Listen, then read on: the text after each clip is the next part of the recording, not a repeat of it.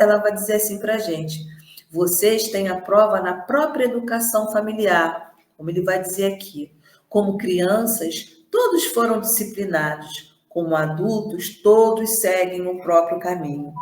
Guardadas as proporções e, às vezes, até mesmo se rebelando contra os destinos traçados pelos pais. O homem é instintivo por excelência. O instinto que lhe diz que nem toda disciplina é correta, que quase todas elas visam apenas corrigir as manifestações externas, nunca as internas, se prestarmos bem atenção. Veremos que as disciplinas externas valem para os atos externos, somente isso. E muitas vezes estamos ali rodando em círculos, né, preocupados com aquela disciplina externa para não causar danos naquele grupo social. E aí, o Evangelho diz, a todo momento, a disciplina precisa ser interna. E para disciplinar internamente, o que nós precisamos? Autoconhecimento. Valorização dos recursos espirituais que nos são concedidos, para que, de forma consciente e responsável, possamos refazer a nossa rota, né? Então, vamos continuar aqui mais um pouquinho do nosso amigo Baltazar. Fala-nos sobre a disciplina da casa espírita, irmão Baltazar. Ele diz aqui, para nós, a disciplina de uma instituição religiosa deve estar calcada maravilhosamente em 3 pontos básicos: respeito à doutrina, respeito à casa e o respeito aos representantes de Deus que trabalham na casa, encarnados e desencarnados. Gente, como isso é maravilhoso! Porque nós estamos num momento tão conflituoso da nossa existência que às vezes perdemos a referência de onde estamos.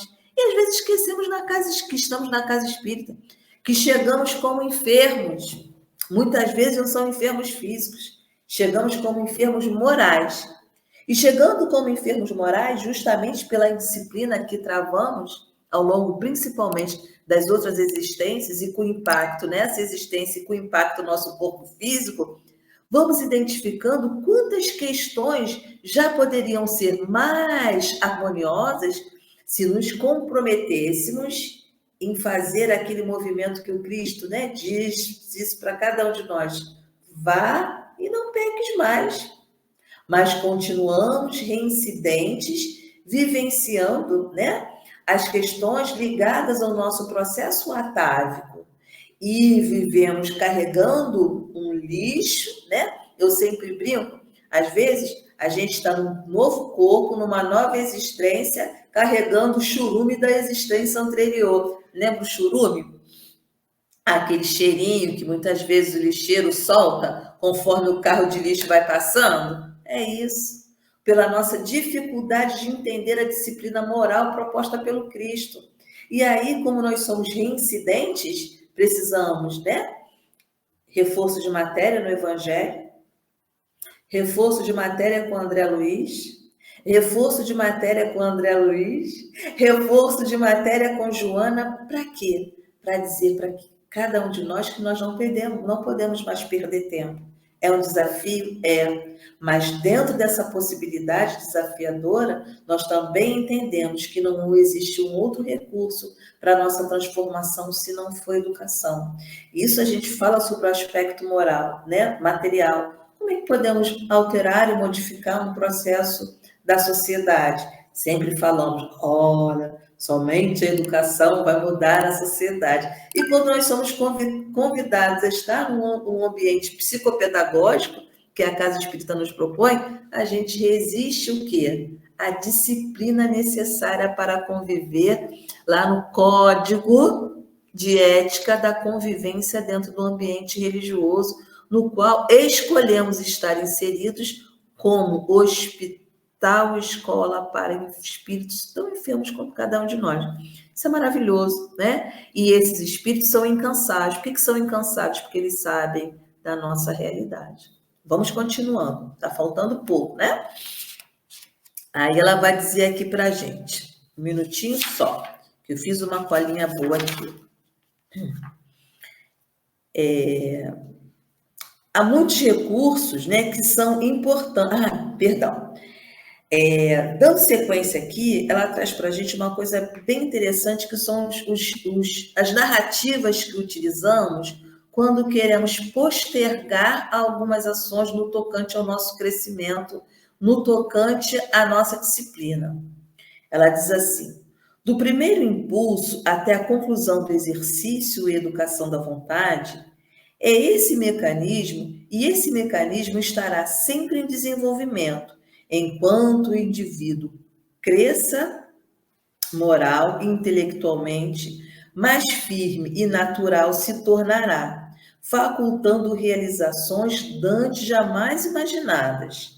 Desse modo, quando alguém exclama: "Não posso, não tenho tão grande força de vontade como gostaria", está escusando-se de empenhar-se, trabalhar em atitude de transferência de valores para os outros, que seriam mais bem dotados, enquanto que a ele teriam sido negados. Olha só, né? Como é interessante. Os mecanismos de fuga que utilizamos para dizer que a gente não realiza algo, porque a gente não tem força, porque a gente não pode, porque a gente não tem o conhecimento. Na verdade, é perda de tempo, porque se a lei é de progresso, mais cedo ou mais tarde vamos fazer esse caminho. É igual aluno repetente, né? Que logo depois ele descobre que se ele tivesse dedicado um pouquinho mais, se ele tivesse tido um pouquinho mais de disciplina, ele conseguiria ter avançado um pouquinho mais na sua vida escolar. E aí vamos fazer essa analogia à nossa realidade espiritual. Quantos de nós, né, exclama esse movimento: não posso, não tenho força quanto eu gostaria. E quando a gente vai percebendo que nós somos filhos de Deus, e quando ele disse: faça brilhar a vossa luz, ele está dizendo: tem aí dentro de você os recursos. Por isso a Joana também tem um texto que ela diz que nós temos uma farmácia interna, um médico interno.